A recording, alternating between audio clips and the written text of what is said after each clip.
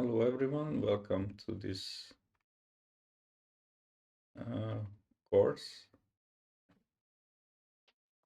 and rather YouTube video also. So I had a question in the forum and I can encourage you whether you are watching it in YouTube or from Chessable live, that you can just ask questions and then I can construct these little lessons according to your wishes. So I had a question about the Cozio deferred Cozio defense, which happens after the moves e4, e5, knight f3, knight c6, bishop to b5, a6, bishop to a4, and knight g2, e7. So the question was that, a classical player asked this question that, okay, he's getting this move a little bit probably strange, I would say, that not the original move is played, which is knight f6. Much more natural in the sense that it's attacking the e4 square immediately, and after developing the bishop, black can immediately castle.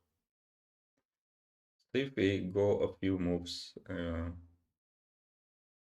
along this line, let's say white castles, just I am making the main move, then bishop to e7, so main line Ruy Lopez, rook to e1, white is protecting the pawn on e4, now black has to do the same, since in case of castling, white would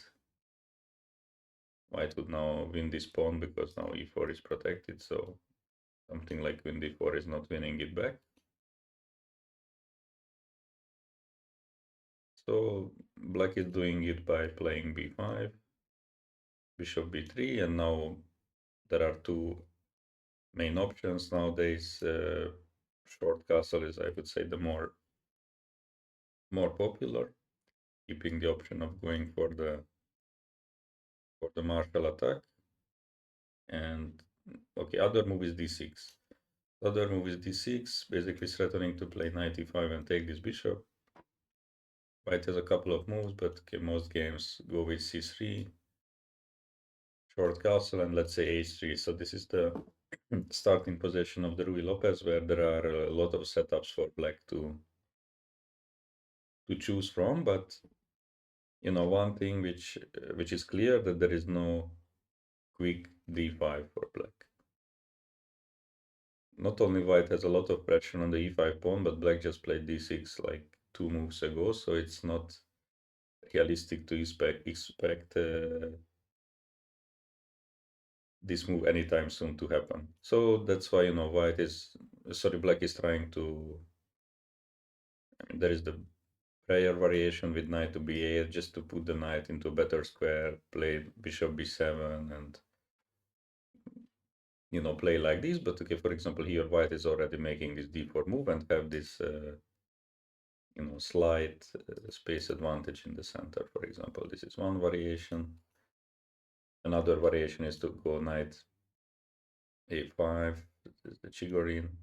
Then black goes c5, but once again it's white who is playing d4, and with the space advantage again in the center. Sometimes white takes on e5, sometimes goes d5 even, to solidify this space advantage, and then it's a little bit difficult for black pieces sometimes to maneuver around in the less space, but it's also completely playable for black. And yeah, there are such moves like bishop d7, for example, getting somewhat popular lately, which are just very strange move, right? So this move is, it makes some sense, but it's like normally not how you want to develop. Obviously, there is this rook e8 system which plans to develop like this. It immediately allows a draw if white wants with knight g5. Rook has to come back and knight f3. Of course, this is not a theoretical problem. It's rather like a practical problem, so to say. So this is one thing which can happen in the Ruy Lopez, and you can see basically that it's white to play d4 first, and black is not really challenging the center, at least very quickly. The other line, which is at least in the top level, it's more popular. It's short castle, and if white is playing c3, then black is playing d5. So this is the marshal. And what is black's idea here is that after e takes d, knight takes d5, they are sacrificing the pawn on e5, but getting good development. So here there are some moves for black, like knight to f6. Obviously c6 is the big main line. There is I believe knight to b6 was discovered recently that it's also gives enough counterplay for black, but it's extremely theoretically heavy. Like the lines are very long, and many times it just ends with an endgame where black has the pair of bishops which compensates for the missing pawn. And yeah, there are some very strange lines for me to understand, to be honest. So like yeah, I mean, I don't really want to go into details, but okay, Marshall is especially those lines, when it goes to the end game, and sometimes when black is down a pawn, it's fine, and when material is equal, it's more unpleasant. So it's a really tricky opening, and it's mainly played in the high level. But you can see that here d5 is played with a pawn sacrifice, and yeah, this is black's, I would say, at least in the top level. So we can say objectively is the way how black is going in this line. So now let's see the Cozio, deferred Cozio.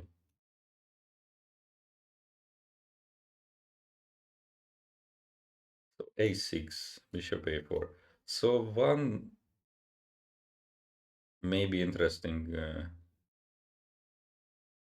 point is that I believe, a6 is a good start because on knight g7, so what is the problem with this knight g7 potentially is that it takes one more time to develop the king side, I mean, and that's all basically. But in the opening, it can be quite important. So the knight has to make one more move, then usually it does to f6, then the bishop develops to c5 or e7 and castle. I mean, this is one scenario at least. So what black has to be really ready for is a quick opening of the position. And even this knight g7 is fine, but I believe here d4 is a little bit uncomfortable. Because after take,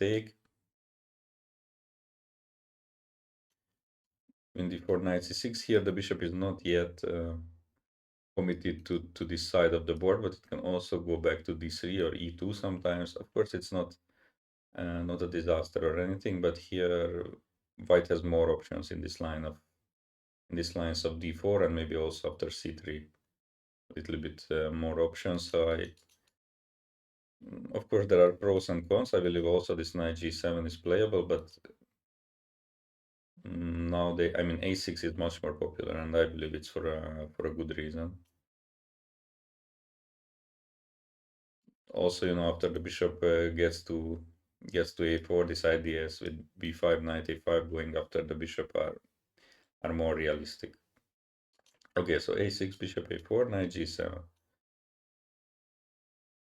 So what happens here? I mean, most games are going with short castle, and the other main move is c3, I would say. So yeah, how white can punish basically this loss of a tempo from black? I mean, the position is not open, but obviously it can become very open soon. So let's see what happens if d4 right away. So white is trying to um, yeah, open or initiate something immediately. Then there is a trade on d4, queen d4, and now knight c6. So basically with this move knight c6 being a tempo, black is catching up in the development because now the queen has to move, and then black develops the bishop in the next move. And therefore, castling at the same moment with white is completely possible. There is, of course, the potential move of bishop c6, but then this endgame is just completely good for black. It's, I would say, an improved Berlin endgame where it's much easier for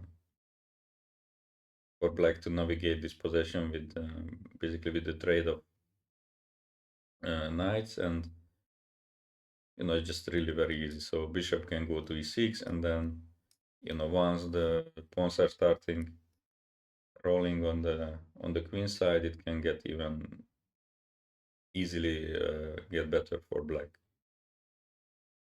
Of course, you don't have to believe me. It's better if you experience it yourself. But really, this type of endgame is like an improved Berlin, and nobody wants to play even the Berlin with white pieces. So yeah, so this is actually not dangerous at all. And okay, if the queen goes to some normal square like d3, for example, then black can play bishop c5, short castle, short castle. So let's say theoretical part is pretty much over at this moment. And so what happened here? So white managed to gain some space advantage with this e4 pawn, but black will be ready to play like d6, in most of the case king h8 and f5. So that's the way to challenge this pawn, and I believe, practically speaking, there are not many problems for black in this position. It's very hard to do anything against this, very simple plan, and yeah, this is how black solves here the issue.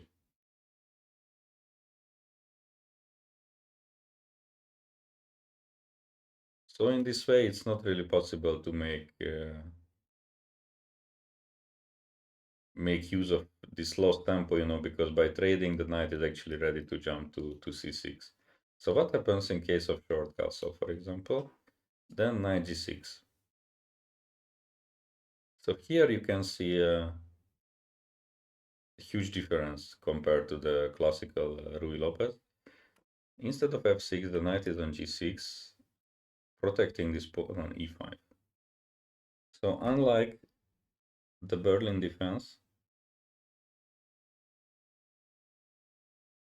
or sorry, not the Berlin defense, the Marshall attack, it's a little bit different. Unlike the Marshall attack, even though black still plans to play with d5, the pawn on e5 is protected. So no, it's not really our intention to sacrifice this pawn, at least not very quickly. That's for sure. So what is the main move here for white? I mean, white, obviously the main move is d4, which already requires some theoretical knowledge. Okay, not that much, but so it can lead to similar play than what I showed before. After take bishop c5. So it can lead to very similar things. Now it's not a trade on d4 yet, but okay, black's development is fine, and after short castle again, these two breaks with d5 or f5, or sometimes going after the bishop is black's plan. So for the moment, black has less space, but e4 can be targeted in two different ways, either with the pawn breaks like f5, d5, or even with rook e8 and later bishop b7. This position can get very sharp, and I believe black has good play here. And I would say the critical test should be something like this, to play c3. And here indeed, black would continue normal development like bishop e7, and especially bishop c5 is, not a great move because it just walks into d4.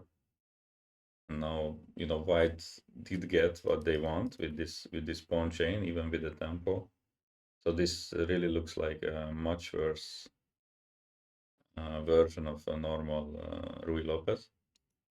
But black is not making these moves, but with the point that now this knight is the primary defender of the pawn on e5, it makes d5 possible. So that's the whole point of this deferred Cozio, that now this d5 move can happen extremely quickly. And okay, it's not a problem that the knight on c6 is pinned, because it's not protecting e5. I mean, it's not his main job at this moment. So with this, black is already like, creating tension here. And in many games, especially online, but also over the board, I mean, against some very strong players, I faced the move d3. And in this position, I mean, we can already call the opening like a success for black, and maybe even more so, because success is like, equalizing with black normally, but this position is not already equal, but even black has more space in the center with these pawns. So black can just continue with bishop e7, like completely fine, developing slowly here. Next move is short castle, and we are simply not losing the pawn on e5. Just imagine in the Berlin if um, white, again, sorry for messing up this name. So in the march of white not taking the pawn, I mean, then white's play doesn't make too much sense. And another point, that the knight on g6 maybe have even more potential than on f6. So just imagine anytime knight bd2 comes, let's say castle, white plays some move like h3, and many times the knight can go to f4, which from f6 is obviously not possible. And even if it's not there, there is also like, okay, one more move, like, okay, let's say king h8, and after rook e1, black also has the idea of go with f5 on the king side. So these are two, benefits of this knight on g6, that f5 is possible, knight f4 is possible. So yeah, so this is like completely not only harmless, but again, it's more promising for black if white is kind of shying away from the fight. So white most likely have to take on d5, queen takes d5. Yes, and this such positions as it's described in the course, if nothing wrong happens in the next few moves, then okay, black has already all the reasons to be optimistic with more space in the center with e5. And one good thing here for black is actually that not only bishop e7 and short castle is available, but also developing the other bishop somewhere e6, f5, and long castle. So that's also just two moves away. And it's not easy to do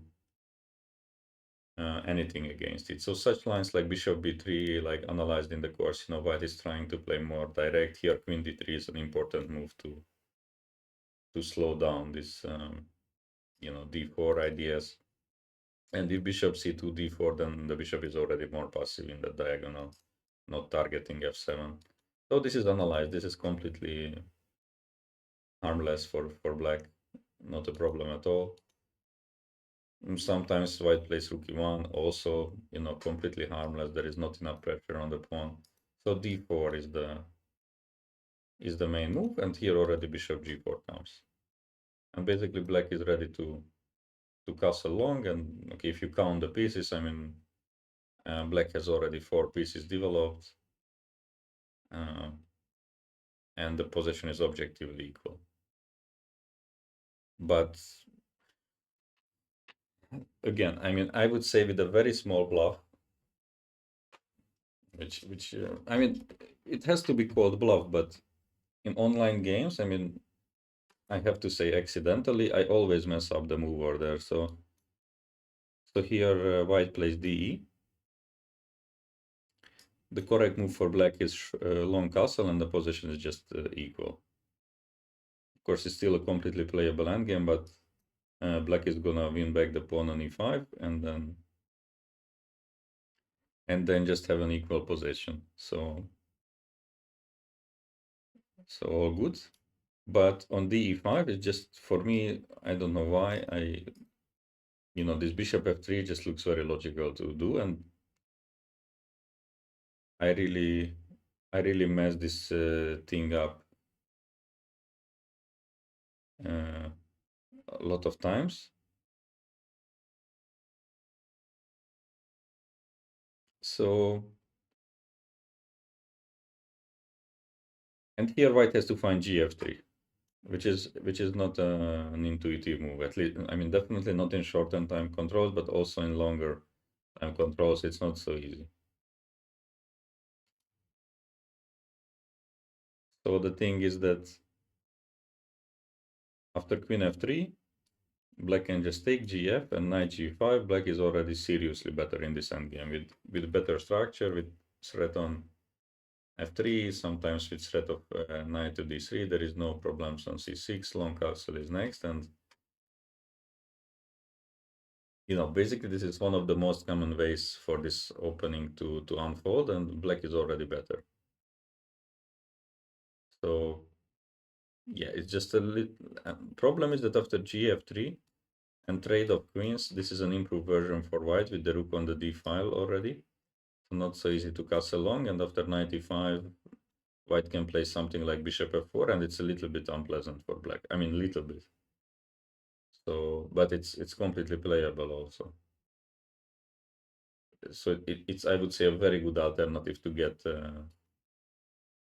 get even an advantage with black. Of course, in the course we recommend long castle, because this is the correct move, and the position just equal. But in either case, this is just very fine for black.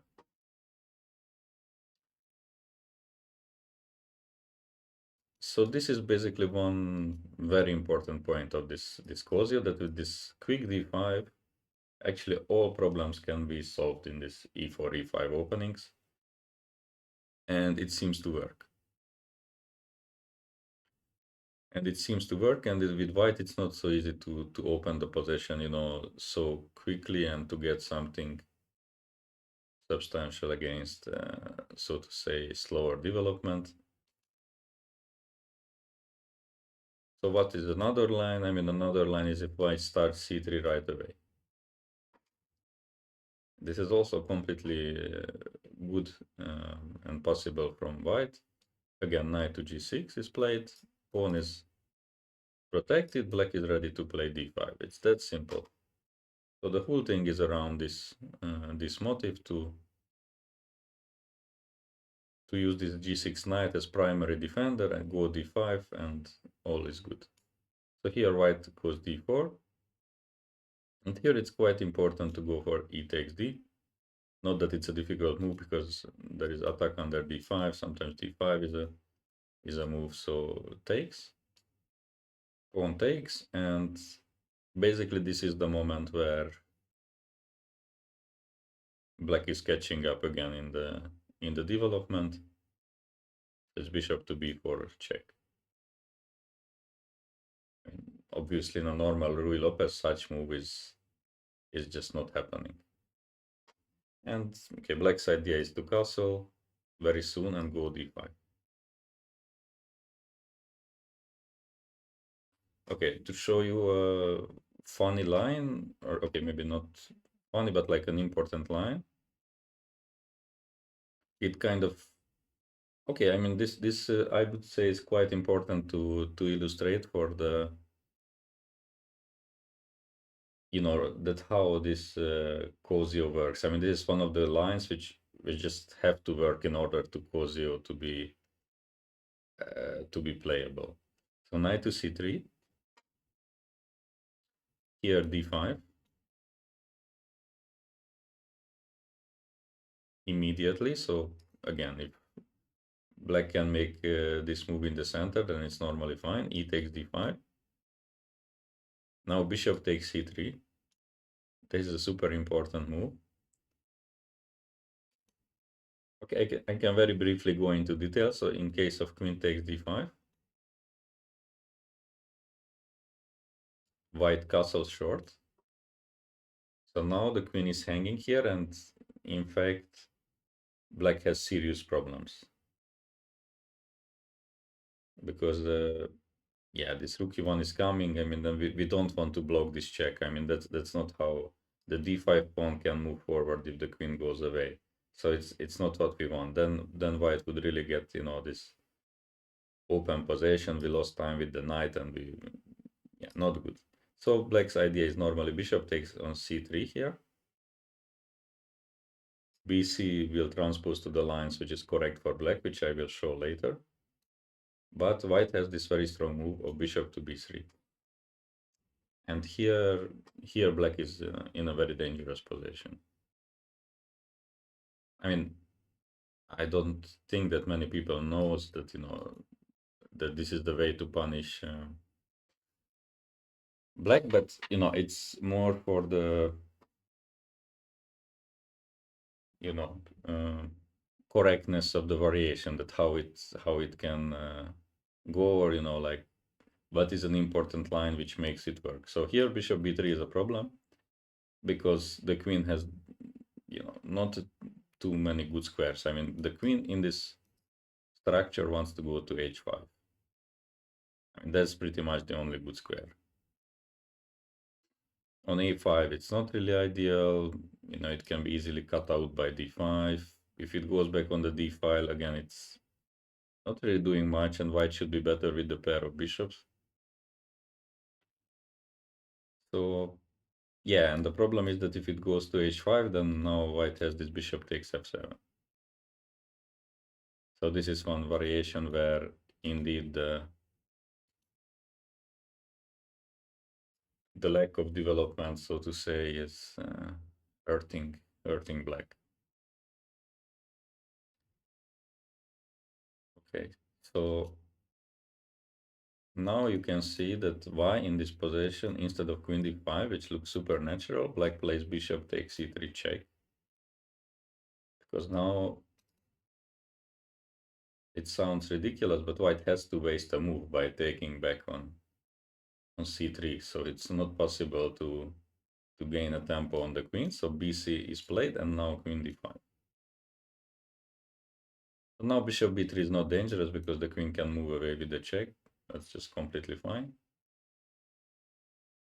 Also, bishop a3 was played in one game against Angelica, I believe. And if I am not mistaken, she gave a check here, but which is good. And I believe that's the course's recommendation as well, but also playing bishop e6 and castling long is possible. So this bishop a3 is not really preventing or keeping black's king in the middle. So yeah, I mean, short castle, obviously. Short castle. And okay, now black wants to play something like knight a5, knight c4, or just knight a5, b5 to play against the hanging pawn. So here bishop b3. And now, super importantly, there is queen to h5, right? So this is the whole point of this move order, and I believe one of the crucial lines which makes Cozio work. But there are very few of this one. I mean, even here there is not too much to know, I would say, because okay, bishop takes c3 is an important move, which is not obvious, but otherwise the moves are kind of easy for black. So now, of course, there is no bishop f7 because rook takes back. But there is a big question of what happens if bishop a3. Of course, if black has to block this diagonal with the knight and go passive, then it's really bad. I mean, then white can push the pawn, just bring the rook to e1. That's really, really, really horrible. But one important variation is to go bishop to g4 here. I already had a game like this online a few times.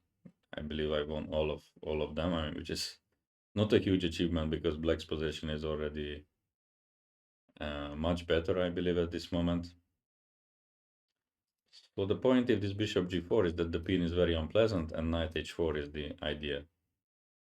Of course, again, if the rook would move, then bishop f7 followed by, sorry, not bishop f7 here. Actually, bishop f7 would be a big blunder because after knight e5 it can be taken with the rook. But simply knight e5 is a big problem. The queen is hanging and also bishop f7 is hanging, so there is no good solution in this position. So therefore bishop g4, white accepts the material and black doesn't care at all about this, but goes knight to h4. And basically it's a winning position. If white finds bishop takes on f7, then there is some work to do in the endgame. For example, so bishop f7, queen f7. How white can get out of it? Knight g5, I believe. Bishop d1, knight f7, something like this. Two knights are obviously much better than a rook and a pawn. The knight can blockade, and the other one will be also coming back. So this endgame should be technically winning, but there is some work to do if bishop f7 is found. But otherwise, black is just winning the game by bishop f3 or knight f3, and basically winning the queen or checkmating the king. So yeah, this is one of those lines which, if you know,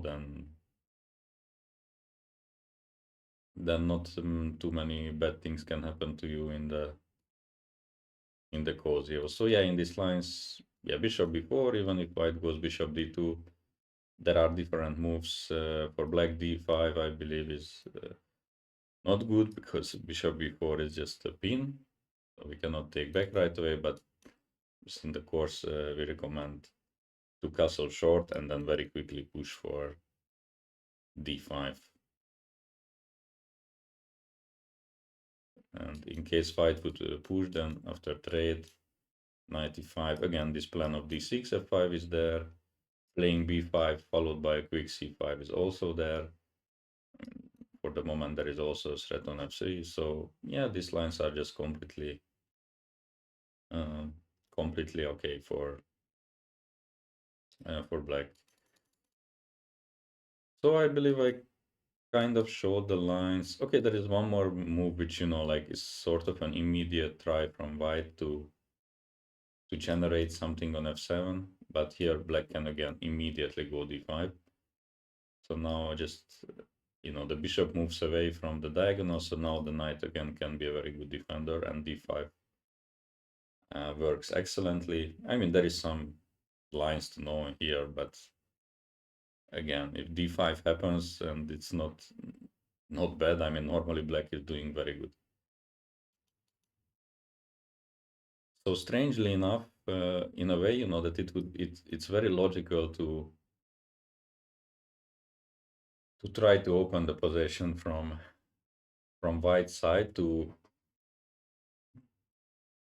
get use of this extra tempo which white may get by black not playing knight f6 but developing in two moves, but these are simply not really bringing that much. So I even consider knight c3 the kind of most testing variation against the deferred Cozio, but okay, this is solely a defensive move against d5. So that's that's already quite an achievement. So now, of course, d5 is not so easy because always the knight should recapture on d5, and then okay, the e5 pawn could be problematic. And with the idea that in case of knight g6, then there is the move d4 here. And now it's a little bit unpleasant because after the trades, Now you can see the difference that with this knight c3 move, now if black is taking on d4, queen d4, now this bishop is a little bit problematic. So the knight cannot go to c6, and developing the bishop is difficult because the pawn would be hanging on g7. So therefore the recommendation is completely different. In the course it's d6. So basically with this knight c3, that's the only move which kind of forces black to play d6 and play a little bit different than normal Cozio. I mean, this move is already quite rare. And okay, black has two ideas here. One is to, so for example, h3. Angelica had a game against a very strong woman grandmaster. H3 was played, and then b5 is just already great for black because after bishop b3, knight a5, black is taking this strong bishop, develops the bishop to b7, g6, bishop g7, already much better for black very soon. So this is one idea, and another idea can be shown by, sorry, so h3 I take back. So if white would play d4 now it's really bad, and also one of the basic tricks of this knight c3 variation, because there is b5. Now bishop b3 and knight takes d4. So basically taking the pawn, and unfortunately for white, they cannot really take back because, I mean, otherwise it's a pawn down, so c5 is coming. But it's even worse like this because now c5 is coming with the tempo on the queen, and c4 is gonna trap the bishop. So okay, this variation also has this pros and cons, but you know, it's not all that clear how white should get an advantage here. And again, this thing that okay, now we are not playing d5. I mean, pretty much never against knight c3 lines. But you know, after developing like knight g6, bishop e7, short castle, f5 is there. So it's not like we are without some aggressive options in this variation. Okay, so with this, I believe I more or less covered Cozio, how it works, why it can work, and why it is appealing not only to me and Angelica, but also to more and more players recently. If white is not very well prepared, black can very easily get you know, the better position very early on, simply because of this d5 break. So, all right, so that would be it. So in case you have other questions, just let me know on YouTube comments or on Chessable, anywhere in general discussion or under the course forum. And for now, thank you very much for watching, and wishing everyone a good night if you are in Europe, and a good day in the USA.